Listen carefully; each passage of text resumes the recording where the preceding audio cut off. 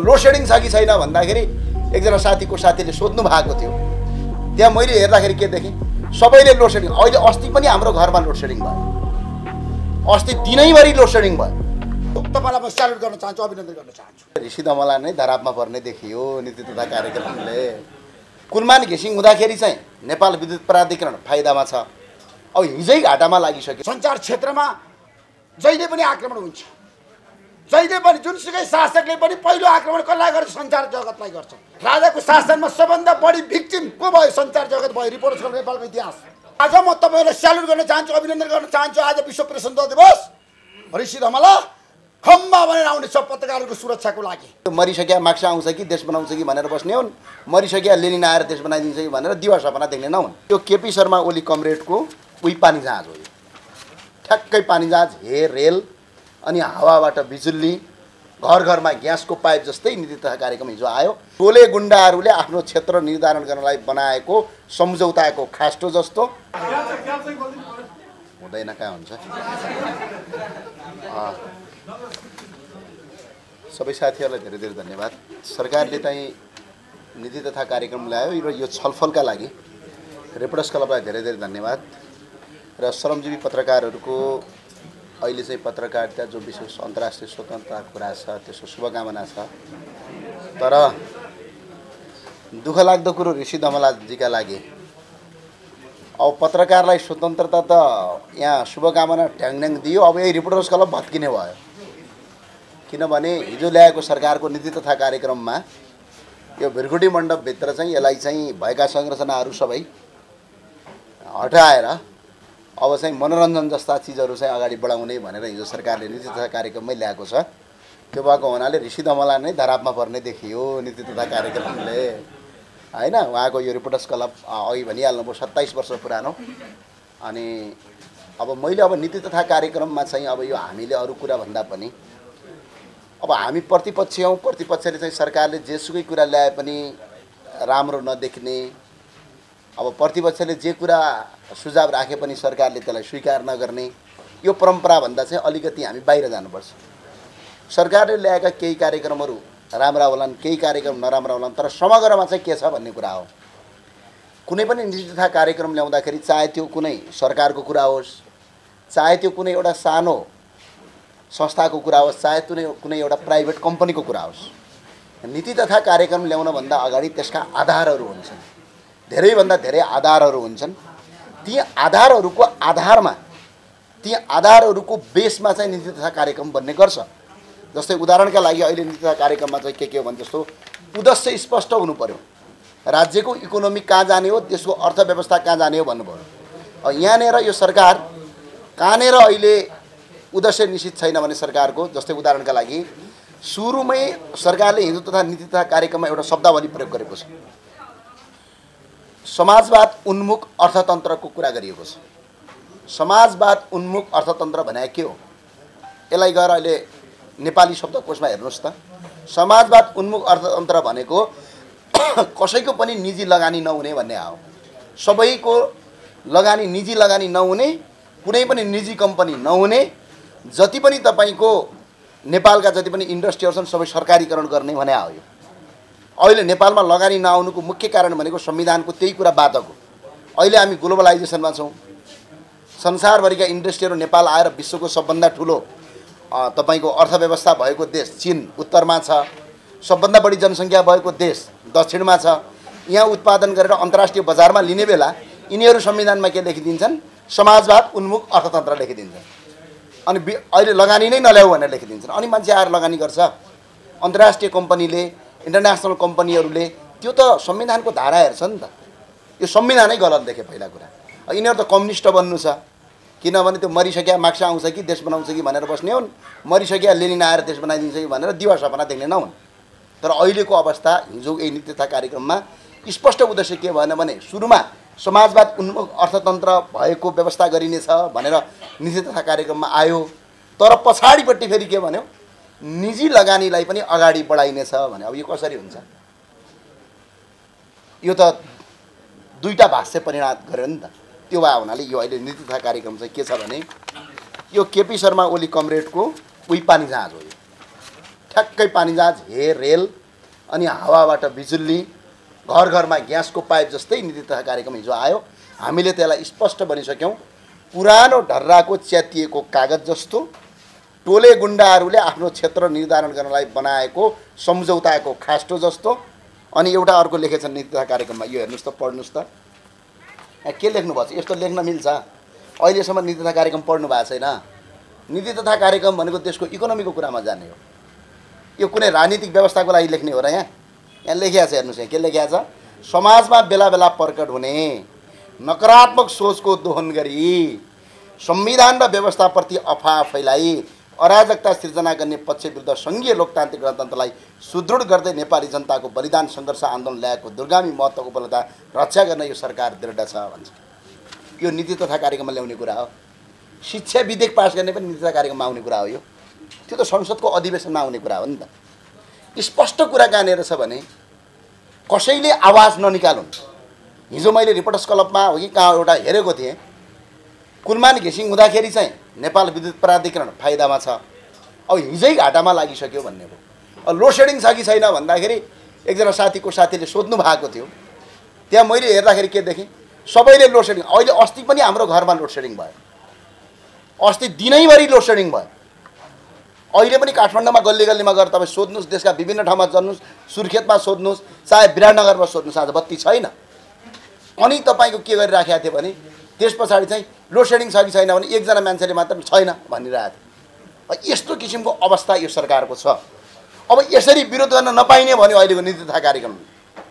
नकारात्मक सोच नराख्ने सरकारले गतिलो काम गर्नु पर्यो नि त। सरकारले गतिलो काम नगर्ने, अनि त्यो सरकारले गतिलो काम गरेन भनेर कसैले कमेन्ट लेख्यो, कसैले सोच मात्रै त्यो सरकारप्रति नकारात्मक राख्यो भने त्यसलाई ठिक बनाउने भनेर यो नीति तथा कार्यक्रममा ल्याएर नेपालको संविधान मान्दिन भन्न पाउने अधिकार पनि नेपालका जनताको छ। यो व्यवस्था मान्दिन भन्न पाउने अधिकार पनि नेपालको जनताको छ।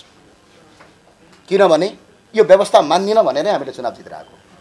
हाम्रो राजनीतिक मार्गदर्शन स्पष्ट छ कि अब हाम्रो आवाज दबाउने कुरा हो त। अनि नीति तथा कार्यक्रममा ल्याउने कुरा के हो? नीति तथा कार्यक्रममा ल्याउने कुरा त देशको आगामी आर्थिक रणनीति, वैदेशिक रणनीति, परराष्ट्र नीतिका कुराहरू होलान् नि त। तर त यहाँ के देखियो? राजनीतिक भाष्य परिणत गरेर नीति तथा कार्यक्रममा ल्याएको देखियो। र अब नीति तथा कार्यक्रममा अर्को एउटा गजबको कुरा ल्याएका छन्, जो 11वटा पोइन्ट अहिले नयाँ भनिएको छ। अब यो चाहिँ के भनेपछि युवालाई रोजगारी दिने भन्नुहुन्छ। के आधारमा दिनुहुन्छ तपाईँ युवालाई? कसरी दिनुहुन्छ? नेपाल सरकारको कुनै संस्थान बचेका छन्? ब्रिकोटी कागज कारखाना छ, आज गोरखाली टायर छ। नेपालको गभर्मेन्ट त सबै सक्यौ नि होइन तिमीहरू मिलेर। पहिला अलिअलि बचेका थिए, 46 सालमा लिबरलाइजेसन भएपछि देशका इन्डस्ट्रीहरू सकिए।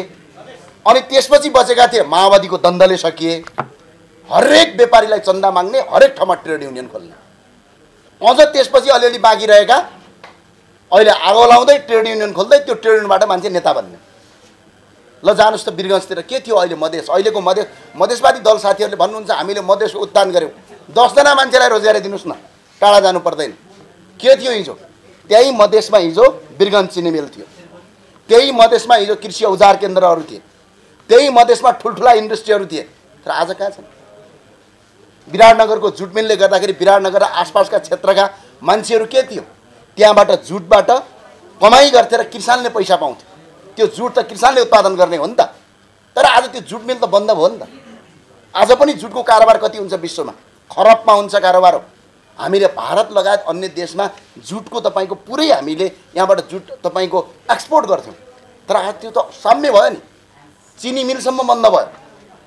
कृषि औजार केन्द्र अहिले बिचरा महावीर पुनले अरूसँग पैसा मागेर ल्याएर तपाईँको चलाउनु पर्ने छ। यस्ता कुराहरू नीति तथा कार्यक्रममा आउनुपर्ने हो नि त। तर ती कुराहरू आएनन्। युवाहरूलाई रोजगारी दिनुपर्ने कुराहरू, अनि रोजगारी दिने कसरी दिनुहुन्छ? तपाईँ नेताको घरमा काम गर्नलाई राख्नुहुन्छ, कहाँ जानुहुन्छ? यहाँ 25,000 महिनाको तलब कसैले पायो भने यहाँ सबै साथीहरूले काम गर्छन्। अनि नीति तथा कार्यक्रममा यो पत्रकारको बारेमा सोच्ने भन्ने कुरा अहिले साथीले हाँसो मजाकमा भए पनि सोध्नु भएको थियो, के गर्नु पर्थ्यो? हामी अहिले मोनिटाइजेसनमा छौँ। हाम्रो इकोनोमी अहिले फेसबुकले 1 वर्षमा 10 अर्बभन्दा बढी पैसा नेपालबाट लिएर जान्छ। फेसबुकलाई नेपालमा मोनिटाइजेसन गर्ने सरकारको नीति तथा कार्यक्रम हुनुपर्छ कि पर्दैन? त्यो आयो नै। किनभने त्यहाँ हावाबाट बिजुली निकाल्ने, उखान टुका भन्ने बाहेक मान्छे छैनन्। यस्ता सोच त आउँदैन। समस्या त्यहाँनिर हो। अहिले फेसबुक, टिकटक, इन्स्टाग्राम, गुगलहरू, युट्युबहरू मोनिटाइजेसन त फेसबुक नेपालमा छैन नि त अहिले पनि। फेसबुक नेपालमा मोनिटाइजेसन गर्नुपर्छ, सामाजिक सञ्जाल गर्नुपर्छ भन्ने कुरा अहिले नीति तथा कार्यक्रममा आइदिएको भए श्रमजीवी पत्रकारहरू अहिले तपाईँको कति आम्दानी हुन्थ्यो भन्नुहोस् त। 10-12 अरब रुपियाँ त नेपालमा बसेका मान्छेले पैसा कमाउँछ। यसको विज्ञापन मार्केट कति ठुलो छ, यो नीति तथा कार्यक्रममा आएन। अर्को किसानको कुरा उठ्यो। किसानलाई अनुदान दिने अनुदान त ठप्प बन्द गर्नुपर्छ। यो कार्यकर्ता पाल्ने नयाँ रणनीति हो। अस्ति मात्रै यो 10 वर्षमा ऋषि दमलाजीलाई गएर एकछिन सोध्नुहोस्, खोज्नुहोस्, रिपोर्ट बजाउनुहोस्, म तपाईँलाई भन्छु। कृषि मन्त्रालयले अस्ति एउटा कतिलो काम गरेको छ अघिल्लो पटक। यो 10 वर्षमा 1 खर्ब 12 अर्बभन्दा बढी कृषिमा अनुदान गयो, तर त्यसभित्रको 85% किसान होइनन्। सबका सब पार्टीको झोले कार्यकर्तालाई कृषि अनुदान दिएर देशको कृषि बन्द गरे। मेरै जिल्लामा गएको भेडाफार्मै नभएको मान्छेले भेडाफार्ममा तपाईँको पैसा लगाएको छ। कहाँ छ भन्दाखेरि त्यो भेडाफार्म खोज्न आउँदाखेरि फोटो खिच्छ, पठाउँछ, सकियो। अनि यो अनुदान राखेर काम छ। बरु के गर्नुपर्छ भनेपछि केही गर्नु पर्दैन। सरकारले अहिले कृषिमा निर्भर गर्ने हो भने भारत र अन्य देशबाट आउने हरियो तरकारी रोक्ने कानुन अहिलेको नीति तथा कार्यक्रममा ल्याइदेऊ न। भन्सार बढाउने नीति ल्याइदेऊ न। अनि चामलहरू अहिले कति आएको छ ल हेर्नुहोस्, यो सुन्नु होला। भर्खर मात्रै जम्मा हाम्रो कृषियोग्य जमिन कति छ ल हेर्नु। नीति तथा कार्यक्रममा यो आउनुपर्छ नि। मुलुकभर 41,21,000 हेक्टर खेतीयोग्य जमिन छ। त्यसमध्ये 30,91,000 हेक्टर मात्र खेती हुन्छ। बाँकी रहेको 10,30,000 हेक्टर जमिन त बाँझो छ। आज यो 10,30,000 हेक्टर जमिन के कारणले बाँझो भयो भनेर सरकारले नीति तथा कार्यक्रममा खोज्नुपर्छ कि पर्दैन? यो बाँझो हुनुको दुईटा कारण। अहिले कसैले टमाटर फलायो, माछा उत्पादन गर्यो, केरा उत्पादन गर्यो भने विदेशबाट आउने हरियो तरकारी केराको कारणले गर्दा उनीहरूको बजारमा बिक्री नै गर्न सकिँदैन। आज हिजो जुम्लाको स्याउको अवस्था त्यही भएको थियो। सरकारले अहिले नीति तथा कार्यक्रममा त्यो कुरा ल्याउनुपर्छ कि पर्दैन?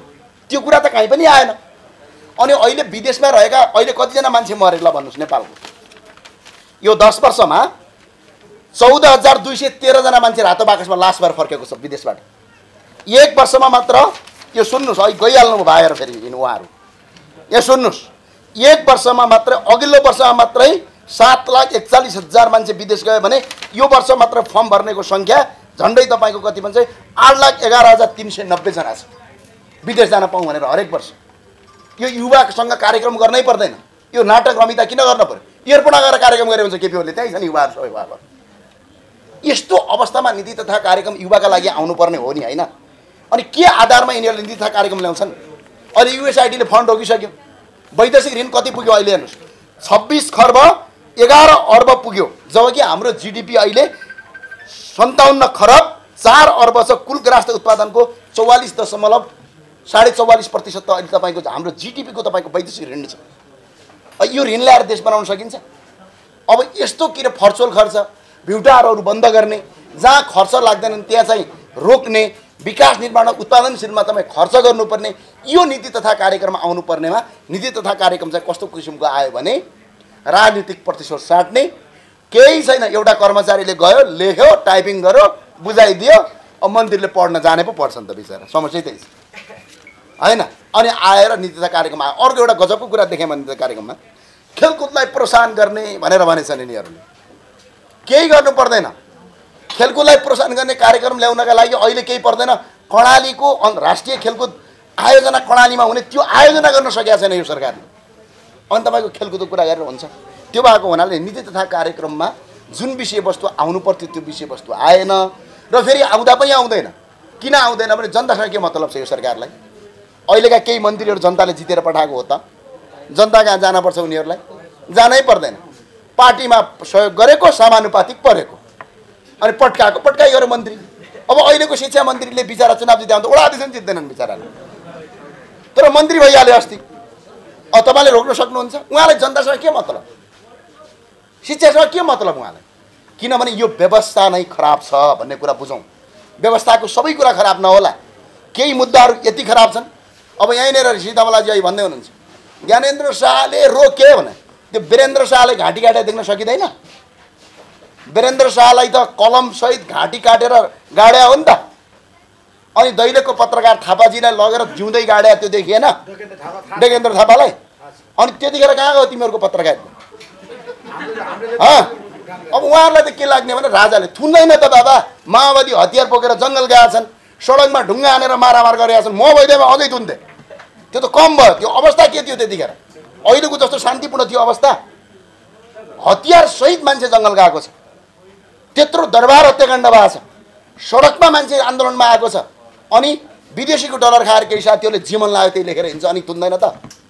थुन्छ त अहिले पनि थुन्छ। त्यस्तो गऱ्यो भने अहिले पनि यो देशमा स्पष्टका साथ भन्नुपर्छ, देशको राष्ट्रघात चाहे पत्रकार होस्, चाहे सेना होस्, चाहे प्रहरी होस्, चाहे कुनै नागरिक होस्, देशका विरुद्धमा जान पाइँदैन आज पनि। त्यो अवस्था छ। अब के भएको छ भने अहिले केही नगर्ने, पुरानो कुरालाई दोष दिने। हिजो मैले एउटा अचम्मको कुरा मैले सुने क्या, जातीय छुवाछुत विरुद्धमा नेपालमा पहिलोपटक संविधान बनाउने मान्छे को? राजा महेन्द्रले 2021 सालमा बनाउनु भएको। राणाहरूले जातीय विभेद गर्थे, कानुनै बनाएर जातीय विभेद गर्नु हुँदैन भन्दाखेरि तिनको शालिग नबनाउने अनि अम्बेडकरको शालिग बनाउने नेपालमा। यो नामै सुने पनि डर नहीं। अहिले यहाँ दुईजना उभिएर गए, योजना आयो यहाँ मैले गरेँ हलालले गरेँ, उनीहरूले गरे हो। 2019 सालमा राजा महेन्द्रले पहिलोपटक राष्ट्रिय योजना आयोग बनाएको। त्यो कुरा भन्नै सक्दैन। भन्यो भनेपछि त जनता राजावादी भइहाल्छन् कि जनता राष्ट्रवादी भइहाल्छन् कि? भयो भने रोटी सेकिँदैन, बिचरा भोलि चुनावैमा जान गाह्रो पर्छ भनेर सत्य कुरा पनि बोल्न सक्ने अवस्था छैन नेपालमा। अनि यसलाई पत्रकारिता भन्नुहुन्छ, यसलाई पित्रकारिता भन्छ, यो पत्रकारिता भन्दैन। त्यो भए हुनाले साथीहरूलाई मैले अनुरोध अपिल गर्न के चाहन्छु भने अहिले पनि हामीले स्पष्टका साथ अहिलेको नीति तथा कार्यक्रममा यो उठाउनु पर्ने कुरा, यसमा बहस गर्नुपर्ने कुरा केही पनि छैन साथी। यो केही पनि छैन। हा हु हे हो आउँछ। यो अहिले सरकारै नभए देश चलिहाल्छ। केपी ओली प्रधानमन्त्री नभए देश चल्छ नि? के गाह्रो छ? कर्मचारीले चलाउने हो, के गर्नु पर्यो? रघुजी महासेठजी, रघुजी के अरे पन्त, उहाँ मन्त्री नहुँदै देश नचल्ने हो र? मन्त्रीबाट हाइटमा घर बस्नु यसरी नै चल्छ शिक्षा क्षेत्र। यो किनभने यो व्यवस्थाले चाहिँ के भन्छ, जनताको जनप्रतिनिधिलाई कमजोर बनाएको छ। नयाँ पोलिसी ल्याउन सकिन्छ? अब हिजो 3 तहको सरकार केपी ओली बडा बाठो रहेछन् मान्छे, राष्ट्रपतिलाईसम्म यो लेखेर बोल्न लगाइदिए ल। राष्ट्रपतिले सम्म पनि अब यो राजनीतिक मुद्दाहरू छन्, प्रत्येक ठाउँमा राजनीतिक मुद्दा छन्, हामी संशोधन हाल्छौँ।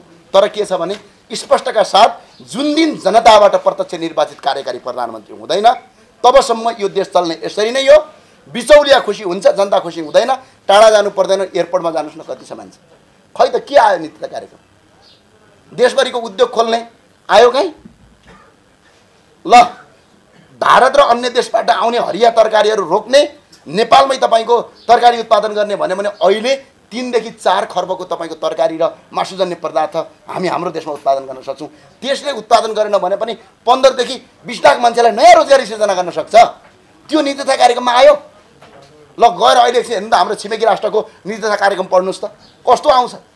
जीडीपी कसरी लिने, ट्याक्सेसन कसरी लिने, इन्टर पोलिसी कसरी बनाउने।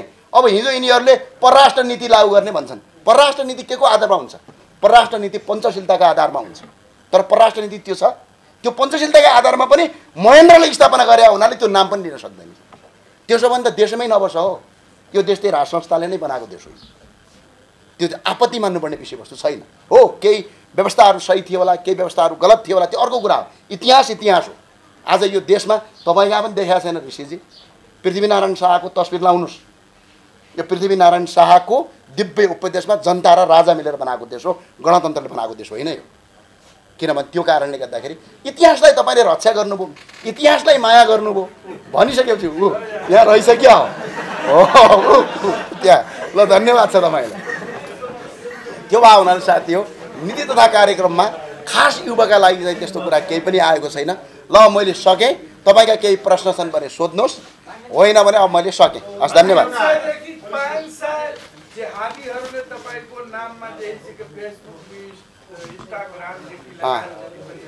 सामाजिक सञ्जाल छ त्यसमा लिङ्गदेनजीलाई पत्र पनि लेखेर दिएछ सभामुखका तपाईँको चाहिँ के माननीय संसद परिषदको खारिज गर्ने किनकि यो देशमा आतङ्कवादी रहनु पर्दैन जेहादी रहनु पर्दैन यो शान्तिको देश तपाईँले भनेको कारणले यो जेहादीहरू 300 देखि 500 सम्म अहिले चिलमिलाइरहेछ र मिडियामा यसको बारेमा के भन्नुहुन्छ? पहिलो कुरा मैले के भने जसो हामी कहाँ चाहिँ बहुभाषिक देश हो यो बहुभाषिक देश भइसके पछाडि पनि सबभन्दा बढी हिन्दू धर्मावलम्बीहरू यो देशमा बस्छन् यो जनगणनाको सेन्सस अनुसार। त्यसपछि बुद्ध धर्मावलम्बी बस्छन्, त्यसपछि मुसलमान धर्मावलम्बी र अनि इसाई लगायत अन्य धर्मावलम्बीहरू पनि यो देशमा बस्दछन्। मैले भन्न खोजेको कुरा एउटा बुझे अर्को। जस्तै के हो भने भोलि कहीँ कुनै ठाउँमा मुसलमानप्रति कहीँ हिन्दू आतङ्क र अतिवादीहरूले आक्रमण गरे भने यहाँ विश्व हिन्दू महासङ्घले विज्ञप्ति निकाल्नुपर्छ क्या, किनभने त्यो भयो भनेको चाहिँ धार्मिक सहिष्णुता अझ जीवित रहन्छ। तर जम्मू काश्मीरमा त हिन्दू भन्दै मारिया हो नि त, यो कुरा सत्य हो नि त। त्यो भनिसकेपछि नेपालको मुस्लिम आयोगले चाहिँ एउटा विज्ञप्ति निकाल्नु पर्यो भनेको कुरालाई लिएर टाउ दुखाउनुपर्छ। होइन भने त त्यो आयोगलाई सरकारी पैसा दिएर राख्नुपर्ने अर्थ के त? मैले भन्न खोजेँ यति हो। यो कुरा पनि चित्त बुझ्दैन भने बोल्दै नबोल्ने भन्ने कुरा हुन्छ। फेरि कस्तो राम्रो कुरा हुन्छ भने यो देशमा एउटा कुरा तपाईँले बुझ्नुहोस्, कुनै पनि ठाउँमा अन्य कुनै धर्मावलम्बीले जस्तै मानव उदाहरणका लागि भोलि बङ्गलादेशमा अस्ति हिन्दूहरूमाथि आक्रमण भयो, अर्थात् तपाईँको भोलि नेपाली मारिए नि त। जस्तो कहाँ मारिए? इराकमा मारिए नि त 12 जना। प्यालेस्टाइनद्वारा तपाईँको 10 जना नेपाली त भर्खर इजरायलमा मारिए नि त। ती नेपालीको के दोष थियो? उसको लडाइँ त इजरायलसँग थियो तर नेपालीसँग त थिएन नि त। अहिले पनि यहाँ हाम्रो देशमा हाम्रा यी विद्रोही समूहले सुदीप नेपाल जस्तो अब हाम्रो देशमा अब यही देशमा मानव उदाहरणका लागि हाम्रो यहाँ देशमा गृहयुद्ध भयो हिजो माओवादीका पालामा, तर विदेशी मारिँदैन थियो। किनभने त्यो विदेशी मार्नका लागि त्यो देशसँग दुश्मनी हुनुपर्छ। तर हाम्रा 10 जना नेपाली त इजरायलमा प्यालेस्टाइनले त मार्यो त। अहिले पनि विपिन जोशी त बेपत्ताको सूचीमा हुनुहुन्छ नि त। अनि त्यो प्यालेस्टाइनीलाई समर्थन गरेर सडकमा आन्दोलन गरेर तिनलाई चाहिँ आतङ्कवादी नभनेर के मैले राष्ट्रवादी भन्ने? म आतङ्कवादी नै भन्छु। जसले हाम्रा देशका नेपालका नागरिक मार्नेको पक्षमा यो सडकमा उभिन्छ, चाहे त्यो धर्मका नाममा होस् चाहे त्यो जातका नाममा होस्, जोसुकै उभिए पनि त्यसलाई आतङ्ककारी नभनेर मैले के भन्ने? त्यो त देशको दुश्मन हो। ल उदाहरणका लागि ल मानौँ अमेरिकामा जब मानौँ कुनै नागरिक अमेरिकन नागरिकलाई चीनले मारिदियो अनि आई एम विथ चीन भनेर अमेरिकामा प्रदर्शन गर्न पाउँछ? देशको जनता ठुलो कुरा हो नि त। अनि मैले भन्न खोजेको के हो भने कुनै पनि ठाउँमा जस्तो उदाहरणका लागि कहीँ मुस्लिम आतङ्कवादीले मारे भने या मुस्लिम आयोगले विज्ञप्ति निकाल्यो भने धार्मिक सहिष्णुता हुन्छ एकअर्का बिचमा। भोलि त्यही कुरा हिन्दूहरूले उठाउन थाले भने त सडकमा द्वन्द्व हुनसक्छ नि त। त्यो त झन् के भन्छ क्रान्तिको प्रतिक्रान्ति हुनसक्छ। त्यो भए हुनाले मैले जस्तो मानौँ उदाहरणका लागि भोलि कुनै ठाउँमा मुसलमानलाई चाहिँ तपाईँको हिन्दू धर्मावलम्बीले माऱ्यो भने यहाँ विश्व हिन्दू महासङ्घलाई विज्ञप्ति निकाल्नुपर्छ। किनभने हामी नेपाली चाहिँ के भने धार्मिक सहिष्णुताका साथ बस्नु पर्नुपर्छ भनेर बोलेको कुरा लिएर संसदमा बोल्दै थिए, कहाँ बोल्दै थिए। अझै गर्नु छ गर, के छ सत्य त्यही। हस् धन्यवाद। व्यवस्था परिवर्तन गर्छौँ भनेर हिजोको नीति तथा कार्यक्रममा व्यवस्था विरोधी गतिविधि गर्नेलाई चाहिँ सरकारले चाहिँ रोक्छ भनेर जुन आएको छ, तपाईँहरूले त्यसलाई चाहिँ कसरी प्रतिवाद गर्नुहुन्छ? अब यसो नि, अब हामी डरपोक होइन के अरे, लडेरै आएको लडेरै बस्छौँ, के फरक पर्छ यसमा? केही फरक पर्छ? पर्दैन। अब उहाँहरूले ल्याए पनि केही फरक पर्दैन, हामी संशोधन हाल्छौँ, अन्य साथीहरूसँग सहयोग लिएर जान्छौँ। त्यो भयो भने हामी बोलिरहन्छौँ। तिमीहरूले सक्छौ भने हाम्रा साथीहरू अहिले थुनिया छन्, रविन्द्र मिश्रजीलाई आज पनि थुनिया छन् यिनीहरूले। सक्छौ थुन, भोलि हाम्रो सत्ता आयो भने तिमीहरूले गलत गरेर तिमीलाई थुन्छौ, सकिएको त अरू के भन्छ? बराबर ठुलो कुरै भयो। एउटा प्रश्न, यहाँले संविधानको कुरालाई स्मरण गर्दै भन्नुभयो समाजवाद उन्मुख राज्य व्यवस्था हुने भनिरहँदाखेरि तपाईँले फेरि त्यसलाई व्याख्या गर्नुभयो। त्यो भनेको सरकारले लगानी गर्ने, विदेशी लगानी देशमा नहुने, सम्पूर्ण लगानी सरकारको हुने भनेर तपाईँकै व्याख्या रह्यो। त्यसमा तपाईँको आपत्ति रह्यो। अर्को फेरि त्यहीँ उल्लेख छ निजी क्षेत्रलाई पनि प्रवर्धन गर्ने भनेर फेरि यो दोहोरो व्यवस्था भयो भनेर फेरि तपाईँले आपत्ति जनाउनु भयो। र अर्को फेरि तपाईँको माग रह्यो सरकारी लगानीमा रहेका उद्योगहरू राज्यले विगतमा बेच्यो भनेर फेरि आपत्ति पनि रह्यो। तपाईँको आफ्नै बुझाइ क्लियर छैन र यस्ता अभिव्यक्ति बारम्बार आफैलाई खण्डित गर्ने दिइरहनु भएको छ भन्ने मेरो बुझाइ। तपाईँको बुझाइ के हो भन्नुहोस् त? त्यो तपाईँको बुझाइ हो, मेरो बुझाइ होइन। हो चाहिँ के त तपाईँ? समाजवाद उन्मुख अर्थतन्त्र भने के भने गुगलमा गएर खोज्ने त्यसको मिनिङ पढ्ने मैले भने गलत छ भने त्यहाँनिर प्रतिक्रिया गर्ने राज्य समाजवाद उन्मुख हुनुपर्छ कि पर्दैन आवश्यकतै छैन किनभने अहिले निजी लगानीहरू अगाडि बढाउनुपर्छ समाजवाद उन्मुख अर्थतन्त्र भने तपाईँको मोबाइल पनि चलाउनु पाउँदैन तपाईँ सरकारी लगानी हुनु अनि ल भन उदाहरण लागि तपाईँले पाउँदैन नि किन तपाईँले मिडिया चलाउनु भएको छ त्यो मिडिया पनि सरकारको हुने भन्छ सम्भव छ त समाजवाद उन्मुख होइन हामीले जसरी पनि लगानीकर्ताहरू भित्राएर लगानी गर्ने हो यो देशमा नेपालभित्रकै लगानीले लगानी गरौँ होइन समाजवाद उन्मुख अर्थतन्त्र भन्ने कुरा चाहिँ माथि लेखिसकेपछि तल फेरि निजी लगानी गर्नुपर्छ भन्ने कुरा लेख्नु हुँदैन कि किन दोबासे भयो नि त त्यो कुरा हो त्यो तपाईँले अब बुझ्नुभयो तपाईँको कुरा मैले अब तपाईँलाई पढाउने कुरा नि भएन सत्य कि यो निजी क्षेत्रहरू अगाडि बढेन भने पछाडि त अनि देश कसरी भन्छ संसारका सबै देशहरू पनि निजी क्षेत्र हो ए बा उत्तरको चीनले पनि निजी क्षेत्रलाई अगाडि बढाएको छ अहिले तपाईँ alibaba.com हेर्नुहुन्न के सरकारको लगानी हो त अनि अमेजन सरकारको लगानी हो एप्पल सरकारको लगानी हो टाटा सरकारको लगानी हो अनि रिलायन्स सरकारको लगानी हो र सरकारले त्यसलाई कन्ट्रोल गर्ने हो त्यसलाई निर्देशन गर्ने हो त्यसलाई देशको हितभन्दा बाहिर जान दिने होइन कर तिराउने हो सरकारको नीतिमा ल्याउने हो तर अब सरकारले नै गर्न सक्ने त कसरी हुन्छ यहाँ यो देशमा ऋणै तपाईँको 26 खरब पुग्यो कसरी चलाउँछ ऋण ल्याउँदै तपाईँको यहाँ 3000 भन्दा बढी सांसदहरू छ यो देशमा अनि अहिलेसम्म गणतन्त्र आएदेखि तपाईँको प्रदेश कति छन् तलब दिन त पुग्दैन पैसाले कति छ थाहा पाउनु भएको छ यो तपाईँले प्रश्न उठाइहाल्नुभयो यो चालु आर्थिक वर्षमा वित्तीय खर्च र चालु खर्च गरेर 15 खर्ब 7 अर्ब 84 करोड भएको छ टोटल बजेटको 81.5% त कर्मचारी र यो राजनीतिक दलका नेताहरूलाई तलब तिर्दै जान्छ भने राजस्व मात्रै 12 खर्ब 30 करोड 30 करोड 12 खर्ब 60 अर्ब उठाउने राजस्व छ झन्डै राजस्व मात्रै 2 खर्ब 47 अर्ब 54 करोड त राजस्व पुग्दैन हामीले काटेको हामीले तिरेको करबाट यी नेता र यिनका सांसद र यिनको मन्त्री यिनका कर्मचारीलाई पाल्न पुग्दैन हामीले तिरेको राजस्व 2 खर्ब अझै पुग्दैन अनि देश चल्छ त अनि कहाँबाट देश बन्छ ल भयो हजुर जवाब मैले दिन तपाईँले 10 पटक दिइसकेँ अरू साथीहरू कुरा उताको प्रश्न लगे मैले भारत भनेको नेपालसँग एकदमै सीमा नजिक भएको सबभन्दा नजिकको देश पनि हो छिमेकी देश तर भारतको केआईआईटी विश्वविद्यालयमा 2 जना नेपाली विद्यार्थीको मृत्यु भइसकेको छ यही भारतसँग नेपाली कूटनीतिक सम्बन्ध जस्तै राम्रो बनाउन सक्दैन यस्तो हालत छ भनेपछि हमासको आक्रमणमा बन्धक परेका विभिन्न दोषीको रिहाइको लागि सरकारले पहल गरिरहेको जस्तो लाग्छ अब यो कस्तो भने लङ्गुटियाको सरकार हो यो सरकार नै व्यवस्थै लङ्गुटिया हो सिधा भाषामा गर्ने भने देख्नुभयो नि लाइन लाएर भेट्यो बिचरा एउटा चौथैवाला कि गौथैवाला आएपछि सब लाइन लाएर भेट्यो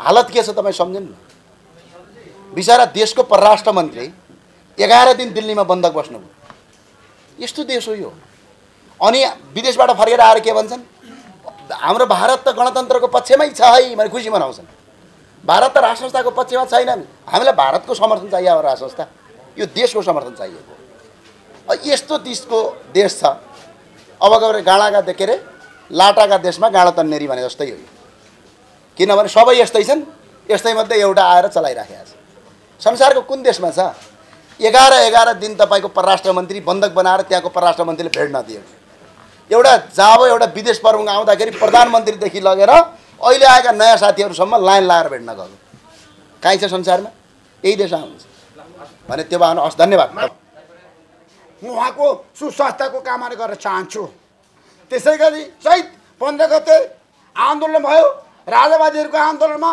एकजना सञ्चारकर्मीले ज्यान गुमाउन पर्यो सुरेश रजकले उहाँप्रति हार्दिक श्रद्धाञ्जली अर्पण गर्न चाहन्छु सञ्चार क्षेत्रको कुरा गर्दाखेरि समस्याको कुरा गर्दाखेरि सञ्चार क्षेत्रमा जहिले पनि आक्रमण हुन्छ जहिले पनि जुनसुकै शासकले पनि पहिलो आक्रमण कसलाई गर्छ सञ्चार जगतलाई गर्छ सञ्चार क्षेत्रलाई गर्छ हाम्रो देशमा राणा शासनको कुरा गर्दा पञ्चायती व्यवस्थाको कुरा गर्दा राजाको शासनमा सबभन्दा बढी भिक्टिम को भयो सञ्चार जगत भयो रिपोर्टर्स क्लब नेपालको इतिहास